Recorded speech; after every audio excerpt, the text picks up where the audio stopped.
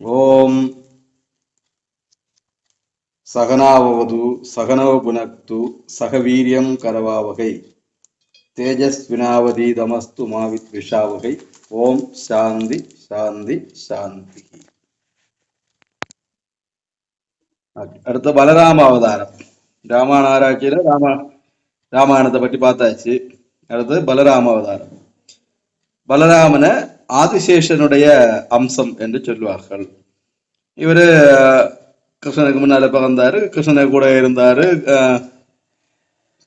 கலப்பை ஆயுதமாக கொண்டவர். 10 அவதாரங்கள்ல ஒரு ஆள். கிருஷ்ணாவதாரத்துக்கு துணை இருப்பதற்காக வந்தவர்.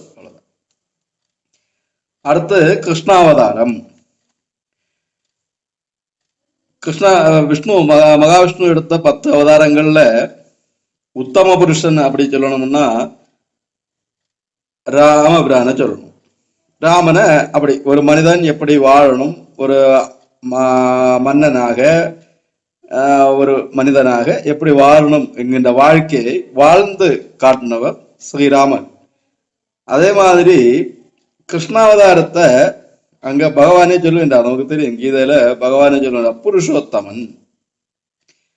ஏது கோணத்திலிருந்து பார்த்தாலும் முழுமையாக இருக்கக்கூடிய ஒரு அவதாரம். என்ன கேட்டா, இந்த உலகம் கண்ட அவதாரங்கள், இந்த உலகத்துல தோன்றின அவதாரங்கள் எல்லாம் பரிபூரணமான அவதாரம் என்பது கிருஷ்ணாவதாரம் தான். இப்போ எல்லா ஜீவான்மாக்களும் இறைவனும் புறப்பட்டவனும் எங்கும் வியாபித்திருப்பவனுமாகிய நான் எனது ஆத்ம மாயையால் ஜனிக்கின்றேன் என்று கீதையில சொல்லியிருக்கு இல்லையா? நான் என்னை எப்போதெல்லாம் அதர்மம் உயர்ந்து தர்மம் தாழுதோ அப்போ நான் என்னை படைத்துக் கொள்ளுகிறேன். நான் என்னை பகவானை யாரும் படைக்க வேண்டியதில்லை, நான் என்னை படைத்துக் கொள்ளுகின்றேன் அப்படின்னு பகவான் சொல்லுவாரு. நமக்கு தெரியும், கிருஷ்ணனுடைய அப்பா அம்மா யாரு? வசுதேவரும் தேவகியும். வசுதேவரும் தேவகிக்கும் கண்ணன் பிறக்கக்கூடிய அந்த வரலாறு எல்லாம் நமக்கு தெரியும். தேவகியினுடைய பெரியப்பா மகன் கம்சன். அவங்க கல்யாணத்துக்கு, அவன் தான் தங்கச்சியோட கல்யாணத்துக்கு தேர் ஓட்டி கொண்டு போகின்ற அந்த அளவுக்கு சிநேகம் தேவகி கிட்ட. ஆனா அந்த அசரீரி கேட்ட அந்த ஒரு வார்த்தையால அவன் என்ன ஆச்சு, கொல்ல போகின்றான். பிறகு சிறையில போட்டாங்க. அங்க சிறையில பிறக்கின்றார் கிருஷ்ண பரமாத்மா. சிறையில பிறந்து வாசுதேவருக்கும் தேவகிக்கும் புத்திரனாக பிறந்துட்டு அங்கிருந்து அப்படியே அன்னைக்கு இரவே போய் ஆயர்பாடியில நந்தகோபனுக்கும் யசோதைக்கும் மகனாக வளர்கின்றார். வாசுதேவருக்கு பிறந்ததுனால வசுதேவர் என்கின்ற பெயர் வருகிறது. குந்திக்கு பிறந்ததுனால கவுந்தேயன், அப்படி நிறைய பேர். ராதைக்கு பிறந்த ராதேயன், அப்படி பேர் போடும்போது அந்த அம்மா பேர் இல்லை அப்பா பேரை கூட சேர்க்கக்கூடிய ஒரு பழக்கம் உண்டு. அது வசுதேவர் என்று பெயர் போட்டார். எல்லா உயிர்களுக்கு உள்ளாலேயும் இருக்கக்கூடியவர் வாசுதேவர், எல்லா உயிர்களுக்கும் உள்ளே இருக்கக்கூடியவன் என்கின்ற பெயர்லையும் இது சொல்லப்படுவதாக சிலர் சொல்லுவார்கள் என்று இந்த ஆசிரியர் சொல்லுகிறார். அவருடைய கிருஷ்ணாவதாரத்தை பற்றி ஆசிரியர் இதுல 3ஆ பிரிச்சிருக்கார். கோகுலநந்தனன், துவாரகாநாதன், பார்த்தசாரதி என்று 3 பிரிவாக. கோகுலநந்தனன் 1வது பிரிவு. கண்ணன் கோகுலத்துல 16 வயசு வரைக்கும் வாழ்ந்தார். கோகுலத்துல அந்த கோபாலர்களுடன் ஓடுவது, விளையாடுவது, படிக்கிறது, அந்த காளியனை கொல்லுவது போன்ற பலவிதமான லீலைகள் எல்லாம் இந்த 16 வயசு காலத்துல நடந்தது. இவருடைய அந்த செயல்களை, அந்த இந்த கோகுலத்துல வாழ்ந்த காலத்துல இவர் செய்த நிறைய செயல்களை கமெண்ட் அடிக்கக்கூடியவங்க நமக்கு தெரியும். நிறைய பேர் கமெண்ட் அடிக்கிறாங்க. அப்போ இவர் நம்ம ஆசிரியர் அதுல 1-2 விஷயத்த சொல்லியிருக்காரு. பூதனை வதம் 1. பூதனை என்கின்ற ஒரு பெண்ணை கண்ணன் கொன்று விட்டான், அது குற்றம், பெண்ணை கொல்வது பாவம் அப்படின்னு சொல்லிட்டு சில ஆட்கள் சொல்லுவாங்க. கிருஷ்ணனை குற்றம் சொல்லதுக்கு இருக்கக்கூடியவங்க நிறைய பேர். ராமனை தாடகையை கொன்னது குற்றம் அப்படின்னு சொல்லுவாங்க. அது மாதிரி சொல்ல இங்க என்னன்னா, பூதனை தன்னுடைய மார்புல விஷத்தை தடவிக்கொண்டு விஷப்பால் ஊட்டி கண்ணனை கொல்லதுக்காக வந்தான். அவ வரக்கூடிய வழியில வேக 2 குழந்தையெல்லாம் கொன்னாச்சு. அப்படி செய்த பாவம் செய்தவளை கொல்லுதுல என்ன தப்பு இருக்கு? அதனால பகவான் அவரை, அந்த பூதனையை கொன்னது தப்பு இல்லை அப்படின்னு நம்முடைய ஆசிரியர் சொல்லியிருந்தார். நமக்கு உண்மையும் அதுதான். வெண்ணெய் திருடினான், உங்க சாமி கள்ளம் இல்ல, வீடு வீடா போய் வெண்ணெய் திருடினா இல்ல அப்படின்னு சொல்லுவாங்க இல்லையா? நமக்கே தெரியும். வீடு வீடா போய் எல்லா வீட்லயும் வெண்ணெய் திருடினா அவன் மட்டும் தின்னல, கூட உள்ளவங்களுக்கு எல்லாம் கொடுத்தான். அது மட்டும் இல்ல, குரங்குகள் கூட வந்த குரங்குகளுக்கும் அந்த வெண்ணெயை திருடி கொடுத்தான். அப்படி செல்லக்கூடிய நேரத்துல இங்க மாக்கன் சோக் அப்படி சொல்லுவாங்க சமஸ்கிருதத்துல. அதான் மாக்கன் சோக். மாக்கன் அப்படின்னா வெண்ணெய், வெண்ணெய் திருடன். இப்போ வெண்ணெய் எப்படி வெண்மையானதோ மென்மையானதோ அது மாதிரி பரிசுத்தமான, அதாவது பால் போன்ற பரிசுத்தமும் வெண்ணெய் தோன்ற மிருதுத்தன்மையும் உடைய அப்படின்னு ஆசிரியர் சொல்லியிருக்கின்றார். வெண்ணெய் அவ்வளவு சாஃப்டானது. பாலை புளிக்க வைத்து ப்ராசஸ் பண்ணி கடைஞ்சு அதிலிருந்து எடுக்கப்படுவதுதான் வெண்ணெய். அப்போ நாமும் பால் போல இருந்தாலும் இன்னும் கஷ்டங்களை தாங்கி இன்னும் நிறைய ப்ராசஸ் முடிச்சு நாம பவித்திரமாகி வெண்ணெய் போல ஆனோம்னா அந்த வெண்ணெய் போன்ற நமது மனதை திருடுவதற்காக, அந்த மிருதுவான மனதை திருடுவதற்காக வரக்கூடிய திருடன் தான் மாக்கஞ்சம், இந்த வெண்ணெய் கள்ளன். மற்றபடி சாப்பிடுவதற்காக வேண்டி திருடக்கூடிய திருடன் அல்ல நம்முடைய கண்ணன். அது நாம புரிஞ்சுக்கணும். இனி கண்ணனை மேல அடுத்து வரக்கூடிய ஒண்ணு சேலை திருடியது. கோபிகைகள் குளித்து கொண்டிருக்கக்கூடிய நேரத்திலே சேலை திருடி மரத்திலே ஏறி ஒளித்து கொண்டான். அப்போ இதை சொல்லும் போது ஒருத்தன் பேசும்போது பேசுறான், ஈவ்டீசிங்கிற கேஸ் கொடுக்கணும், அந்த அளவுக்கு மோசமானவனாக்கும் இந்த கிருஷ்ணன். பெண்கள் குளிக்கும் போது அவங்களை பார்க்கறதுக்கு மரத்துல ஏறி உட்கார்ந்துருந்தா அவங்க ஆடைகளை எல்லாம் எடுத்து ஒழிச்சு வச்சா அப்படின்னு குற்றம் சொல்லுவான். உண்மையிலே அது என்னன்னா, அங்க பெண்கள் அந்த புனிதமான நதியில போய் நீராடும் பொழுது சரியான மறைப்பு இல்லாம அவங்க நியூடா தான் இறங்கி குளிச்சுட்டு இருந்தாங்க. அப்படி இல்லாம ஒரு பொதுவான இடத்துல நிற்கும் போது சரியான மறைப்போட இருக்கணும். அது தப்பு என்பதையும், மான அவமானங்களை அறவே கைவிட்டு இறைவனை அடைந்தவர்களே முக்தி பேறு அளிக்கப்படும், அவர்களுக்கு மட்டும்தான் முக்தி கிடைக்கும். அதாவது ஆடை என்பது நான் என்கின்ற, இப்போ நாமவே ஒரு ஆளை ரெஸ்பெக்ட் பண்ண எதை வச்சுதான், அந்த ஆடையை வச்சுதான். அவருடைய ட்ரெஸ்ஸிங் எப்படி இருக்குன்னு பார்த்தா முதல்ல பார்க்கும் ஆள் பாதி ஆடை பாதின்னு சொல்லுவாங்க. அப்ப அந்த ஆடை என்பது நான் என்கின்ற அந்த அடையாளம். அந்த ஆடை நான் என்கின்ற அந்த அகந்தை, மானம், அவமானம் இந்த சிந்தனைகளை விட்டு சரணாகதி அடைஞ்சாங்கன்னா கடவுள் நம்மை காப்பாற்றுவார், நமக்கு முக்தி தருவார் என்பதை காட்டுறதுக்கு தான் இந்த நிகழ்ச்சி நடந்தது. ரெண்டாவது, அந்த நிகழ்ச்சி நடக்கும்போது ஒரு குழந்தை, ஒரு 6 வயசு இல்லாம இருக்கக்கூடிய ஒரு சிறுவன் பொடியன், அந்த பொடியன் இந்த நீராட பார்க்கும்போது, இந்த விளையாட்டு விளையாடும் போது அந்த பெண்களை எப்படி பார்ப்பாங்கன்னு சொல்றது நமக்கு தெரியும். அதை தவறாக பார்த்து இந்த மாதிரி கேள்வி கேட்கக்கூடிய முட்டாள்களுக்கு தான் அறிவில்லை என்பதை நாம இங்க புரிந்து கொள்ளணும். அது குற்றமல்ல அப்படின்னு. அடுத்து, குழல் ஊதி ஆயர் பெண்களை அழைத்து ஆடல் பாடல் புரிந்தது ஒரு காமுகனுடைய செயல். குழல் ஊதி மயக்கி இவங்களெல்லாம் மயக்கி கூட்டிட்டு போன அப்படி.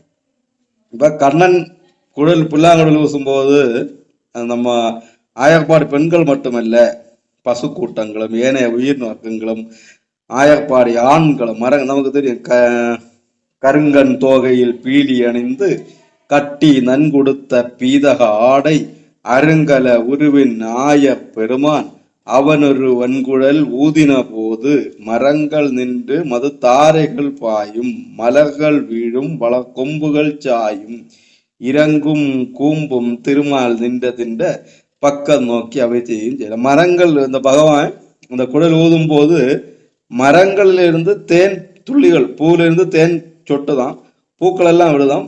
அந்த கொம்புகள், பெரிய பெரிய கொம்புகள் எல்லாம் கண்ணன் நின்ற பக்கத்தை நோக்கி. அப்ப இந்த சாதாரணமான மரங்களுக்கே இப்படின்னா மனிதர்கள் என்ன ஆகும், விலங்குகள் என்ன ஆகும்? எல்லாம் அவனுடைய இயக்கத்துல மயங்கி தன் விசமயம் இழந்து சென்று பகவானுக்கிட்ட. அது எப்படின்னா, ஜீவாத்மாக்கள் பரமாத்மாவை நேசித்து பரமாத்மாவை சென்று அடைகின்றனவே ஒழிய பகவான் ஒரிக்கலுமே இப்ப கடல்ல போய் இந்த கண்ட நதிகள் எல்லாம் கடல்ல போய் சேர்ந்தாலும் கடல் அப்படியே கடல் மாதிரியே கிடக்கிறது மாதிரி பகவான் அப்படியே இருக்கின்றார். அதனால குழல் ஊதி ஆயர்பாடி மங்கைகளை மயக்கினான் என்று சொல்வதும், அது மாதிரி 16,008 கோபிகைகளோடு ராச கிரீடை செய்தார் அந்த கண்ணன் ஒரு கடவுளா அப்படின்னு சொல்லி கேட்பாங்க இல்லையா. அங்க அந்த கடவுள் தன்மையை பற்றி நாரதர் உணர்ந்தது. நாரதர் சொல்லுகின்றார் எப்படின்னா, இந்த இதுக்கு விளக்கம் இந்த 16,008 மனைவிகள் சொல்லும்போது அது ராமாயண காலத்தோட தொடர்புள்ளது.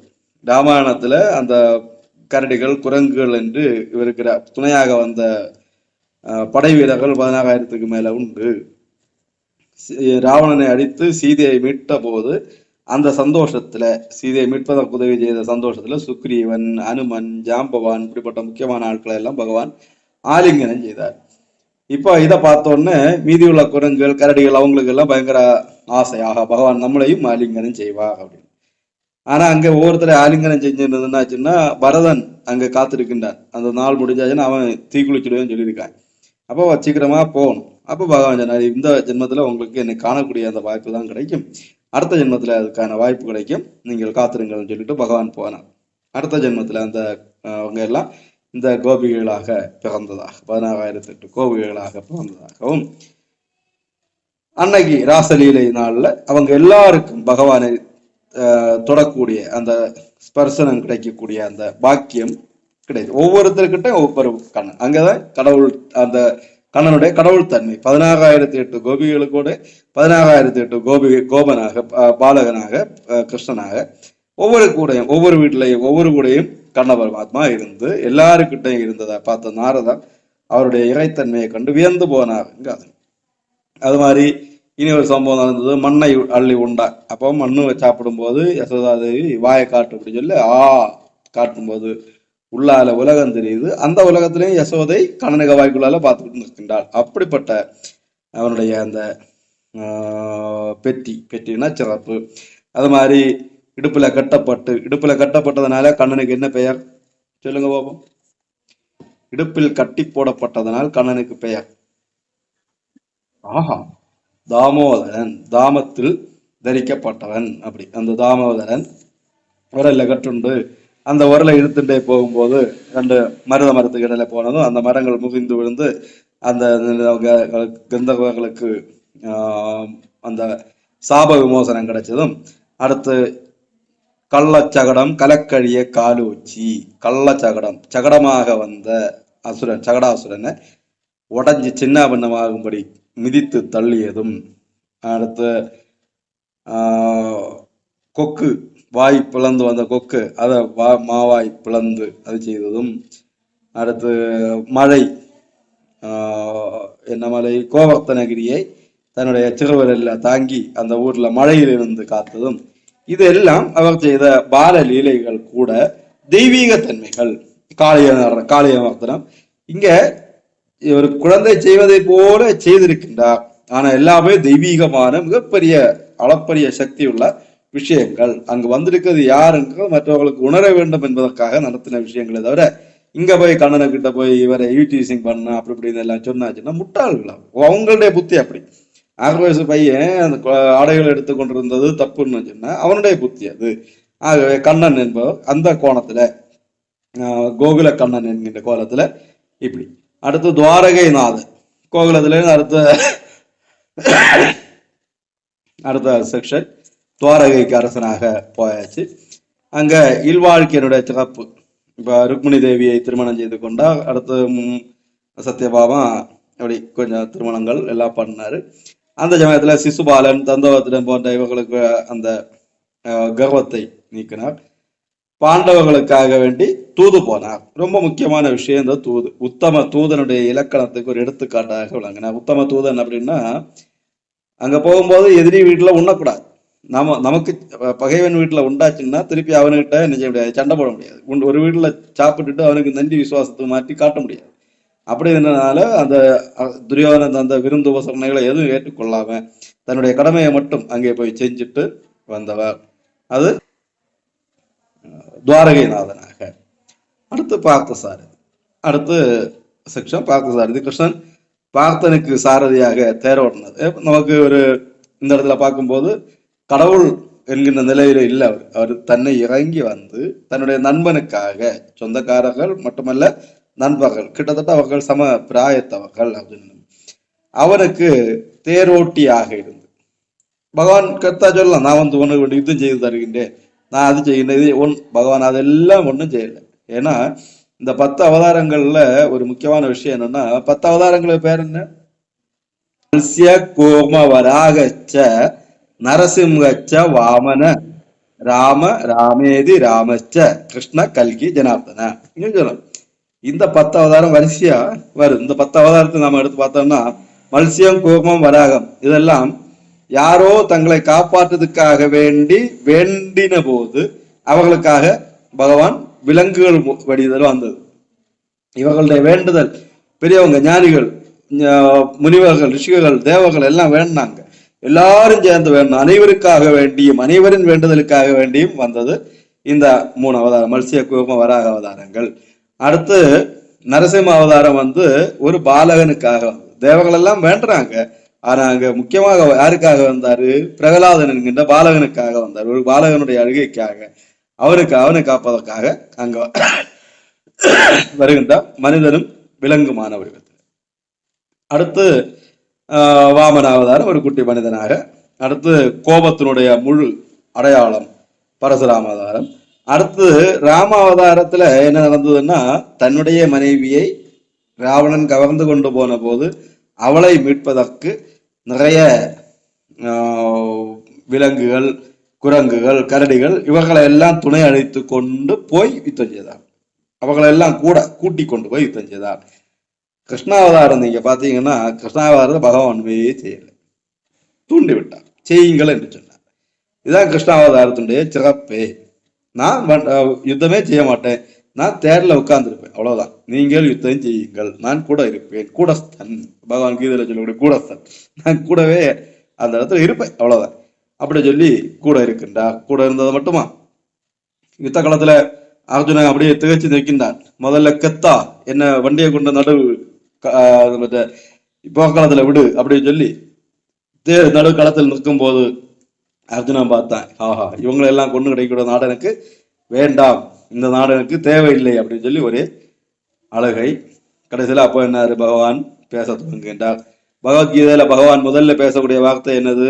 பகவான் முதல்ல பேசுறாரு, எங்கிருந்து வந்தது உனக்கு இந்த மனக்கலக்கம், இந்த சிக்கலான நேரத்துல அப்படி கேட்டு அவனுக்கு கடைசியில சொல்லி, தஸ்மாத் உத்திஷ்ட கௌந்தேய யுத்தாய திருட நிச்சயாக, அதனால எழும்பு கௌந்தேயா, குந்தியின் மகனே, யுத்தம் என்கின்ற திடமான முடிவுடன் எழும்பு அப்படின்னு சொல்லி அவனை உற்சாகப்படுத்தி எழுப்பி விடுகின்றார் யுத்தத்துக்கு. கிளைப்பியம், அந்த அலித்தன்மை, ஆணும் இல்லை பெண்ணும் இல்லை, அந்த தன்மை, அதான் அலித்தன்மை.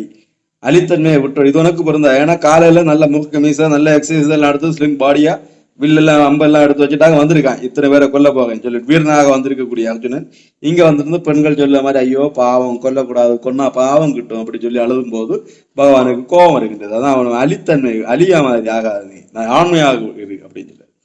அது மாதிரி பகவத்கீதையில தஸ்ம அப்பரிகாரியார்த்தே நத்துவம் ஜோஷிதும் அகசி, நம்மளால தவிர்க்க முடியாத ஒரு விஷயத்துல நாம வருந்தப்பட்டுட்டு எந்த காரியமும் கிடையாது. நாம இப்போ நம்முடைய வாழ்க்கைக்கு முக்கியமான ஒரு விஷயம் நத்துவம் ஜோஷிதும் அகசி, நமக்கு ஒன்றும் பண்ண முடியாது, தவிர்க்க முடியாது. நாம அந்த இடத்துல இருந்தாலும் ஒன்றும் பண்ண முடியாது. அப்படி இல்லை, முடிஞ்சு போயாச்சு. முடிஞ்சு போன விஷயத்த, ஐயோ நான் அன்னைக்கு அங்க போயிருந்தேன்னா, நான் அன்னைக்கு அங்க இருந்திருந்தேன்னா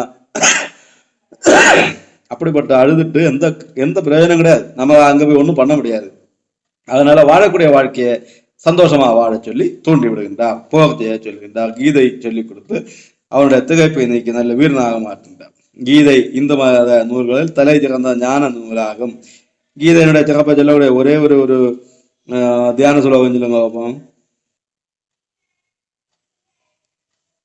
சகோபனிஷதோ காவோ தோக்தா கோபால, எல்லா உபனிஷதங்களும் வேதங்கள் எல்லாமே பசுக்கள், அதனுடைய பால் கறக்கக்கூடியவன் கோபாலன், நந்தனன், நம்முடைய கண்ணன்.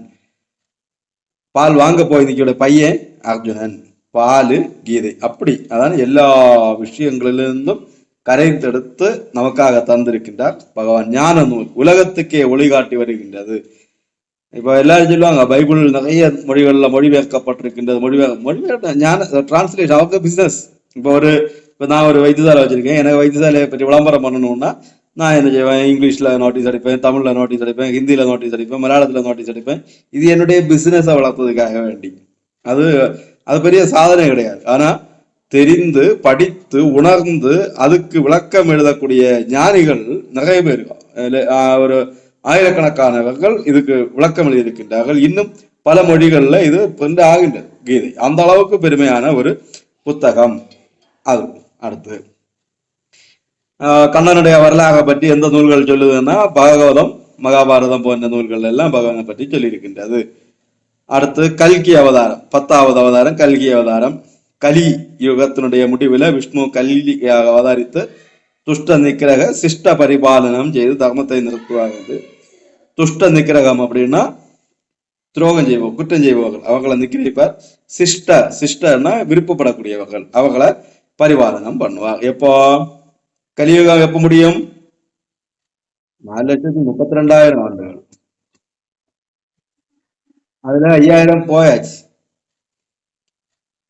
5000 வருஷம், 5100 சில வருஷம் முடிஞ்சு, 5100 வருஷம் முடிஞ்சாச்சு. அப்ப 4,27,000 வருஷங்கள் ஒரு சுமார்.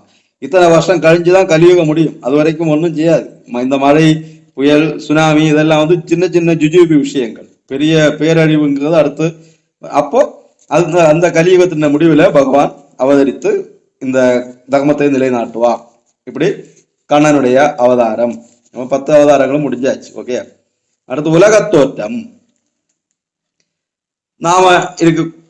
நாம இருக்கக்கூடிய இந்த உலகம் இது மாறுதலுக்கு உட்பட்டது, தோன்றும் அழியும். அப்படிப்பட்ட இப்ப புயல், பூகம்பம், கடல்கொள் இதனால பல இடங்கள் அழிவதும் பல இடங்கள்ல புதிய மண் திட்டுகள் உருவாவதும் நாம பார்க்கின்றோம். இவை அழிந்தும் தோன்றியும் வருகின்றன. எல்லா உலகங்களும் ஒரே காலத்தில் அழியும் என்று ஆண்டோர் கூறுவார். அது மகா சங்காரம். இதெல்லாம் சங்காரம். இப்ப சுனாமி வந்தது, கொஞ்சம் தூரம் தண்ணியாகி எல்லாம் முடிச்சது, திருப்பி போச்சுது, மறுபடியும் அந்த இடங்கள்லாம் வெளியில வந்தது. இதெல்லாம் சங்காரங்கள், சின்ன சின்ன இது. மகா சங்காரம்ங்கிறது இந்த உலகம் முழுக்க எல்லா இதுவும் ஒரே நேரத்துல அழிந்து போகும். அப்படி மகா சங்காரத்துல பஞ்சபூதங்களையும் மாயையில் இறைவன் ஒடுக்குகிறான். இறைவனும் அவனுடைய அருளும் வெஞ்சிதான். பகவான் மகா சங்காரத்துல மாயையில் இந்த பஞ்சபூதங்களை அது நிலம், நீர், நெருப்பு, காற்று, ஆகாயம். ஒடுக்குமாம் மாசங்காரம் உஞற்றியோன் ஆண்டும் ஓய்ந்து படுக்கிலான் நடிப்பான் காணும் பறை அருளால் பூசிப்பாள். மாசங்காரம் செய்தவர்களும் இறைவன் ஓய்வெடுப்பதில்லை, ஓய்ந்து படுக்கிலான். ஏன் இறைவன் படுத்தாச்சுன்னா கண்ணன் அவன் தூங்கி விட்டால் காசினியே தூங்கிவிடும் இல்லையா? கண்ணன் தூங்கியாச்சுன்னா, கடவுள் தூங்கியாச்சுன்னா உலகமே தூங்கி போடும். அதனால பகவான் ஒரு நிமிடம் கூட என்ன செய்வதில்லை, ஓய்வெடுப்பதில்லை. அது விஷ்ணுவுக்கு தூக்கமே கிடையாது, காக்கும் தெய்வமாக கடவுளுக்கு தூக்கமே கிடையாது. இப்ப நீங்க திருப்பதியில பார்த்தாங்கன்னா, திருப்பதியில அர்த்தஜாம பூஜை ராத்திரி 12 மணிக்கு அது முடிஞ்சு கொஞ்ச நேரம் அப்படி படுத்ததுதான் உண்டு. உடனே மணி அடிப்பாங்க. அடுத்து 3 மணிக்கு ஜாம பூஜை தொடங்கும். அடுத்து அப்படியே எப்பதான் பகவான் தூங்குவார்? தூங்க முடியாது. ஒரு நிமிடம் பகவான் ஓய்வெடுத்தால் இந்த உலகமே இயங்காமல் ஆகிவிடும். உயிர் வர்க்கங்கள் அனைத்தும் அப்பொழுது என்ன நிலையில இருக்கும்னா கேவலம் என்கின்ற நிலையில, கேவலம்னா ஒடுங்கி காண முடியாது, அறிய முடியாத ஜஸ்ட் ஒரு அவஸ்தை, அந்த அவஸ்தையில் இருக்கும். அப்போது ஆன்மாக்கள் எந்தவித உடம்பும் இன்றி ஆணவத்தோடு அத்வைதமாய் கிடக்கும். அத்வைதம் எல்லாம் ஒன்னாய், அதுக்கு தனித்தனி உடம்பு எல்லாம் கிடையாது, எல்லாம் ஒன்னாக ஒரே இதா இருக்கும். அப்படி உயிர்களின் அழுக்கை போக்கி அவர்களை இறை அருளுக்கு இலக்காக்க எண்ணிய அருள் உருக்கொண்ட பராசக்தி இறைவனை என்பதை தவமாற்றுகிறாள். இறைவன் அவளது தவத்துக்கு இறங்கி அருள் புரிகின்றார். உயிர்களை பற்றி அழுக்கை போக்க உலகத்தை உண்டு பண்ணுகிறாள். உயிர்களை மேல அழுக்கோட மூடி கிடக்கல, ஆணவத்தோட அந்த அழுக்கு நீங்கணும், அதுக்காக உலகத்தை உண்டாக்கணும் அப்படின்னு சொல்லி தேவி கேட்கின்றார். இறைவனும் அதை சொல்கிறார். அழுக்கை அழுக்கால் அகற்றுவது போல் உலக அழுக்குகளில் தோய்ந்து விளக்க, உயிர் அழுக்கை உலக அழுக்கில் தோய்த்து விளக்க திருவிழாம் கொள்கின்றார். அதாவது நாம அழுக்காலன்னா துணியில அழுக்கு இருக்குல்ல, அது நாம என்ன செய்வோம், சோப்பு போட்டு, அந்த சோப்பு அழுக்கா இல்லையா? அந்த சோப்புல இருக்கக்கூடிய விஷயங்கள், காரம், இந்த மாதிரி விஷயங்களை தனித்தனியா நம்ம கை கொண்டு தொட முடியாது, அது அழுக்கான. ஆனா அதையெல்லாம் சேர்த்து ஒரு சோப்பு மாதிரி வச்சு இதை தேய்ச்சி அந்த பசை அந்த நுரையை நாம எடுத்து பத்திரமா வச்சிருப்போமா, அது அழுக்குதான். அந்த அழுக்கால இந்த அழுக்கை சுத்தம் பண்ணுவது போல இந்த உலக மாயையால இந்த மனித ஆத்ம மாயையை அழிக்கின்றார். அதுக்காக வேண்டி பஞ்சபூதங்கள் ஒடுங்கிய மாயையில் மாய்ந்து கிடக்கும் உலகை திரும்பவும் படைக்கின்றார். இதுவே உலக தோற்றத்துடைய தொடக்கமாகும். கடவுள் இந்த உலகத்தை ஏன் படைத்தார்னு சொன்னா நம்மை பற்றி நிற்கும் அழுக்கை அகற்றி நம்மை ஆட்கொள்வதன் பொருட்டே ஆகும் என்று பிரபஞ்ச தோற்றத்தை பற்றி சுவேதாசுதர உபநிடதம் கூறும். சுவேதாசுதர உபநிடதம் எதை பற்றி கூறும்? பிரபஞ்ச தோற்றத்தை பற்றி கூறும். எந்த கடவுள் அக்னியிலும் ஜலத்திலும் மரச்செடி கொடிகளிலும் அனைத்து உலகங்களிலும் பிரவேசிக்கின்றானோ அந்த கடவுளுக்கு வணக்கம். உலகம் ஆதியில அக்னி சொரூபியமாக இருந்த காரணத்தால், முதல்ல சூடாக இருந்த அந்த அக்னி சொரூபத்தில் இருந்த காலத்துல அதுக்குள்ளால இருந்த அநேக கோடி அக்னி ஜுவல ரூபமான ஜீவ ஜந்துக்களை கடவுள் சுகமாக வாழும்படி செய்தார். அந்த உலகத்தை சில ஆயிரங்கள் வருடங்களுக்கு பிறகு ஜலமயமாக மாற்றினார். இதெல்லாம் ஒரே நாள்ல நடந்ததில்லை. பல ஆயிரம் வருடங்களுக்கு பிறகு தண்ணி மயமாக மாற்றினார்.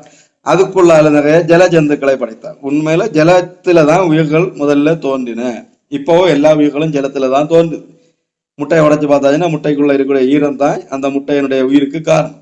அது மாதிரி இதுதான் நம்முடைய 10 அவதாரங்களுடைய அடையாளம். முதல் அவதாரம் மீன் எங்கதான் கிடந்தது? தண்ணீர் தான் கிடந்தது. 2வது அவதாரம் மத்ஸ்ய கூர்மம், தண்ணீரையும் கரையிலையும் வசிக்கும். வராகம் கரையில செளி மண்ணுல வசிக்கும். நரசிங்கம் பாதி மனிதன் பாதி மிருகம். அடுத்து வாமனன் ஒரு குட்டி மனிதன். இப்படி விகாரங்கள் கோபதாபங்களோட கூடிய ஒரு மனிதனாக பரசுராமன். அடுத்து ஸ்ரீராமன் பக்குவப்பட்ட ஒரு மனிதனாக. ஸ்ரீகிருஷ்ணன் கொஞ்சம் உத்தம புருஷன் உயர்ந்த நிலையில போய்.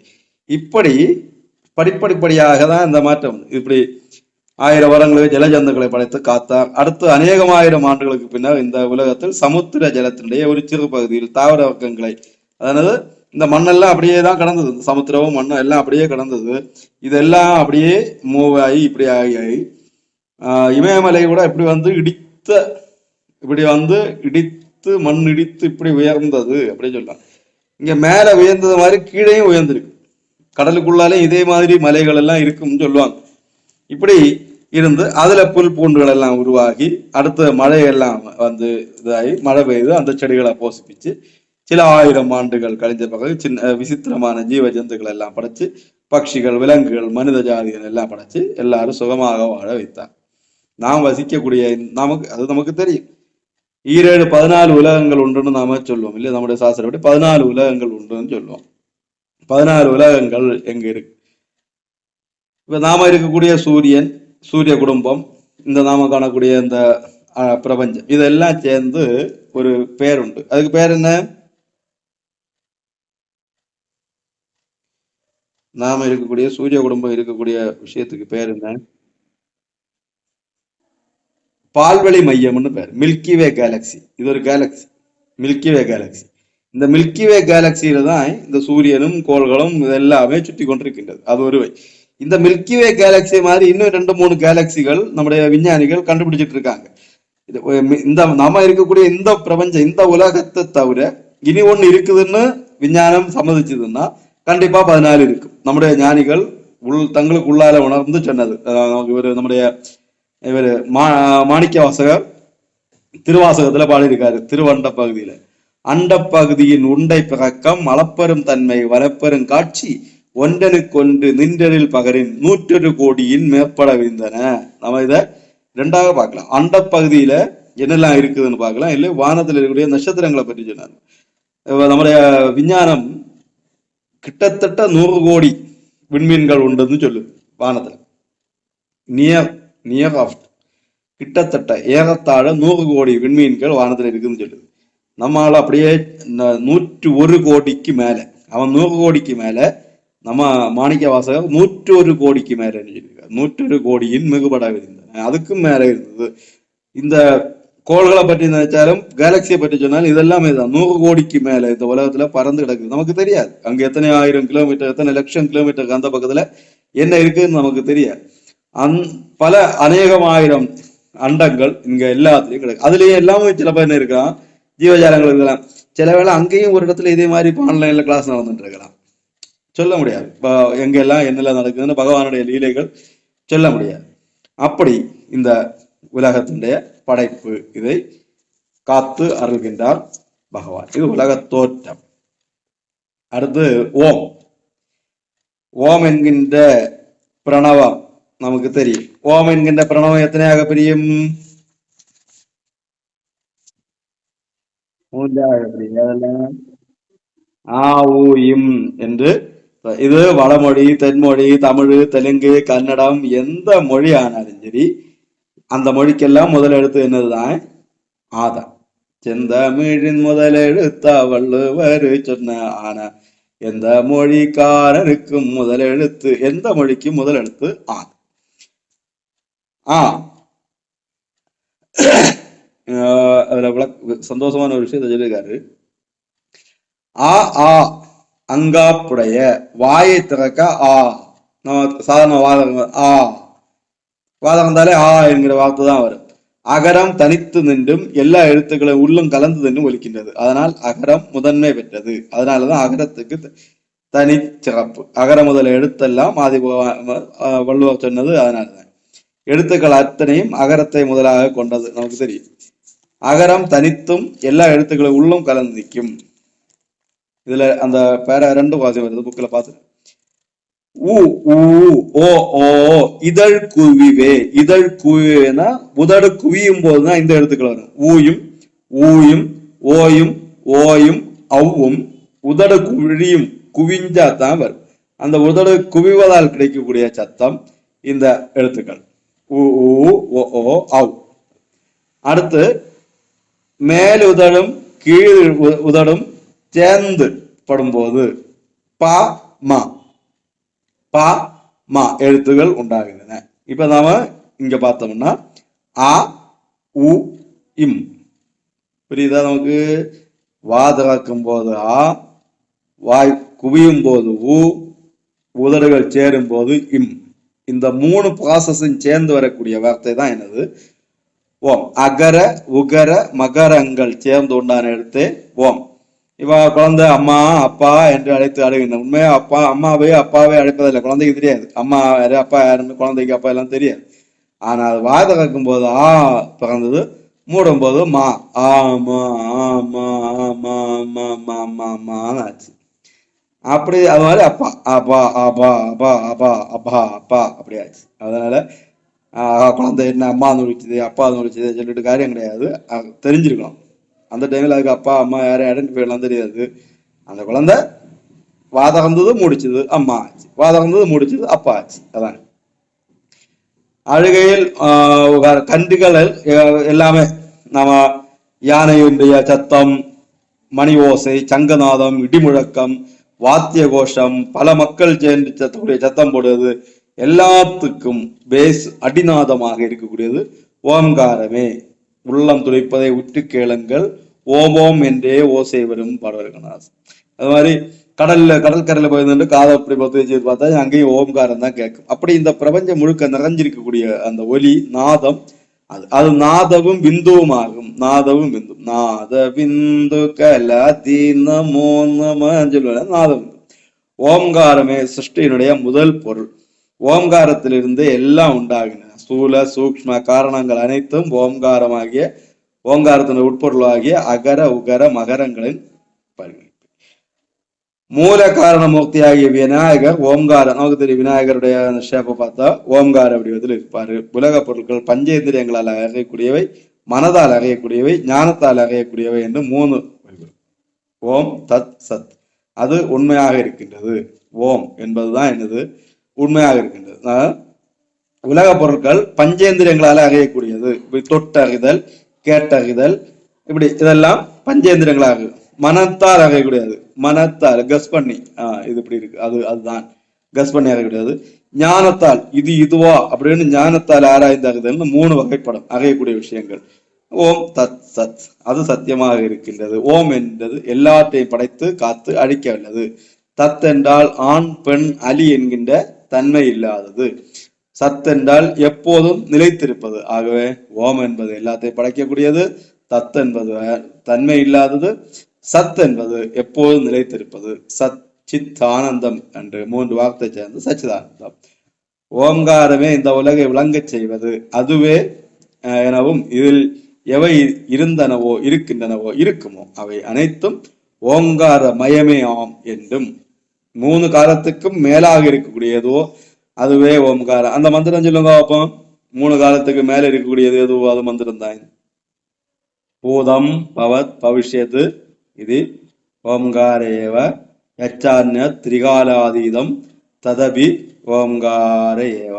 பூதகாலமாகவும் பவிஷ்யத்து காலமாகவும் நிகழ்காலமாகவும் இருப்பதும் இல்லை 3 காலங்களையும் கடந்து நிற்பதும் எதுவோ அதுவே ஓம்காரம். ஓம் இத்தியேதத் அக்ஷரம் இதம் சர்வம் தஸ்ய உபவியாக்கியானம். ஓம் என்கின்ற ஒரு அக்ஷரம் அழிவில்லாதது. இந்த உலகம் எல்லாமே அதனுடைய விளக்கம்தான். நாம காணக்கூடிய எல்லாமே அந்த ஓம்காரத்துடைய விளக்கம்தான் அப்படின்னு சொல்லி மாண்டூக்கியோகனிடம் ஓம்காரத்தை சிறப்பித்து கூறுகின்றது. விறகில் தீ போல ஓம்காரத்தினுள் பரமாத்மா அடங்கி இருக்கின்றார் என்று சுவேதாஸ்வர உபனிடதம் சொல்லுகின்றது. ஓம் அவ்வளவு சிறப்பு. ஓம் நம்ம தியானம் பண்ணும்போது ஓம்காரத்தை வில்லாகவும் ஜீவாத்மாவை அம்பாகவும் இறைவனை குறியாகவும் கொண்டு எய்ய வேண்டும். அந்த இறைவனை நோக்கி நம்முடைய ஆத்மாவை ஓம்காரம் என்கின்ற வில்லு மூலமாக அனுப்பணுமா. அப்படி அனுப்பும் போது அப்படி பக்தி செய்து பரபிரம்மத்தை அடையலாம் என்று ஒரு உபநிடதங்கள் கூறுகின்றன. ஓம்காரமே ஆகாயம், அதுவே பிரம்மம், அதுவே கீதம் என ஸ்ருதி ஸ்மிருதி சாஸ்திர இதிகாச புராணங்கள் மீண்டும் மீண்டும் சொல்கின்றன. ஓங்காரத்திலிருந்து பூலோகம் புகர்லோகம் சொர்க்கலோகம் போன்ற உலகங்கள் எல்லாம் உண்டாகின என்று உபநிடதங்கள் சொல்லும். நம்மாழ்வார் திருமொழியினுடைய முதல் பாசுரத்துல உயர்வர உயர்நலம் உடையவன் எவன் அவன் மயர்வர மயநலம் அருளினன் எவன் அவன் அவ அயர்வரும் அமரர்கள் அதிபதி எவன் அவன். அப்படி முதல் 3 அடிகள்ல உள்ள முதல் எழுத்துக்களால உ மா ஆ நம்ம பார்த்தா தெரியும். உயர்வர உயர்நலம், மயர்வர மயர்நலம், அயர்வரும் அமரர்கள். 3 அகார உகார மகாரத்தால அந்த இதை வச்சிருக்கின்றார். அப்ப ஓசை ஒலியலாம் ஆனாய் நீயே உலகுக்கொருவனாய் நின்றாய் நீயே. இந்த ஓசை சத்தம் ஒலி எல்லாம் நீதான் ஆனாய், இந்த உலகத்துக்கெல்லாம் ஒரே ஆளாக நீயே நிற்கின்றாய் என்று சொல்ல. விநாயகர் பிரணவஸ்வரூபமாக இருக்கின்றார். விஷ்ணு ஆலயங்கள்ல இவரை தும்பிக்கை ஆழ்வார் என்று போற்றக்கூடிய விநாயகரை விஷ்ணு கோயில்ல தும்பிக்கை ஆழ்வார்னு சொல்லுவாங்க. பிரணவம் தான் எல்லா மந்திரத்துக்கும் மூல மந்திரம். ஓம் என்கின்ற மந்திரத்தை சொல்லிதான் எந்த மந்திரத்தையும் சொல்லணும். சாதாரண இப்ப நாம எங்காவது போய் ஒரு மந்திரம் சொல்ல வச்சுன்னா 5 எழுத்து மந்திரம் நமச்சிவாய, 6 எழுத்து மந்திரம் சரவண பவா அப்படி சொல்லக்கூடாது. ஓம் நமச்சிவாய, ஓம் சரவண பவா அப்படி, அது நியதி. ஓம் என்பது எல்லாத்துக்கும் மூலாதாரமாக பேஸாக அடிப்படையாக இருக்கக்கூடியது. அடுத்து 16 அதோட முடிச்சிடும். ஆன்மாக்கள். நாம இதுவரை இறைவனை இந்த பாடங்கள் இதுவரைக்கும் உள்ளதுல கடவுளை பற்றி அவருடைய வடிவங்களை பற்றி அந்த இதை பற்றி எல்லாம் படிச்சாச்சு. இனி ஆன்மாக்களை பற்றி உயிர்களை பற்றி அதனுடைய தோற்றத்தை பற்றி ஆராயும். இப்ப நாம படிச்சிருப்போம் முதலில் மந்திரத்துல வரும் ச அண்டஜானிச்ச சாருஜானிச்ச ஸ்வேதஜானிச்ச உத்பிஜானிச்ச அப்படின்னு ஒரு மந்திரத்துல வரும். இந்த உலகத்துல தோன்ற உயிர்களை பற்றி எல்லாம் அதுல அழகா சொல்லியிருக்கு. உயிர் வர்க்கம் 4 வகை தோற்றம் உண்டது. எதெல்லாம்னா அண்டஜம், ஸ்வேதஜம், உத்பிஜம், சராயுஜம். அண்டஜம் அப்படின்னா அண்டம்னா முட்டை, முட்டை அண்டம். முட்டையில் தோன்றுவன பறவைகள், ஊர்வன, நீர்வாழ்வன இதெல்லாம் முட்டையில தோன்றக்கூடியது. ஸ்வேதஜம் வியர்வையில் தோன்றக்கூடியது. நம்முடைய வியர்வையிலிருந்து தோன்றக்கூடிய கிருமிகள், தலையில வரக்கூடிய பேனு இதெல்லாம் ஸ்வேதஜம் நமக்கு தெரியும். நம்ம உத்பிஜம் மண்ணை பிளந்து கொண்டு வருபவை. அப்படி உத்பிஜானுச்ச பிளந்து கொண்டு வருது. வித்துக்கள், வேர்கள், கொடிகள், கொம்பு, கிழங்கு இதுல வரக்கூடிய தாவரங்கள். அதாவது வித்தாக உள்ள இருக்கக்கூடியது, வேறாக இருந்து கிழங்காக இருக்கக்கூடியது, உருளைக்கிழங்கு இந்த மாதிரி கொடியாக முளைச்சு அப்படி பொங்கி வரக்கூடியது. இது எல்லாமே உத்பிஜம். சராயுஜம் கருப்பையில் தோன்றியவை. மனிதர்களும் விலங்குகளும் இதெல்லாம் கருப்பையில் தோன்றுபவை. இது 4ம் மனித உயிர் வர்க்கம். 7 வகை பிறப்பு தேவ பிறவி, 11 லட்சம் பேதம். அதாவது 11 லட்சம் டைப்ல தேவர்கள் உண்டா. மனித பிறவி 9 லட்சம் டைப். விலங்கு பிறவி 10 லட்சம். பறவை பகுதி 10 லட்சம். ஊர்வன 15 லட்சம். நீர்வாழ்வன 10 லட்சம், தாவர வகைகள் 19 லட்சம், இப்படி மொத்தம் 84 லட்சம் பேதங்கள் உண்டு. மனிதர்களே 9 லட்சம் சைஸ்ல மனிதர்கள் இருக்காங்க, 11 லட்சம் சைஸ்ல தேவர்களும் இருக்காங்க. தேவர்களும் அதிகம். விலங்குகள் 10 லட்சம், பறவைகள் 10 லட்சம், 84 லட்சம் டிசைன்ல வடிவத்துல பேதத்தோட இந்த உலகத்துல உயிர்கள் இருக்கின்றன. அப்படி சொல்லி இந்த பாடம் அடுத்த மனித பிறப்பு அதெல்லாம் நம்ம அடுத்து பார்ப்போம். கூடுதல் போனா கஷ்டமா இருக்கு.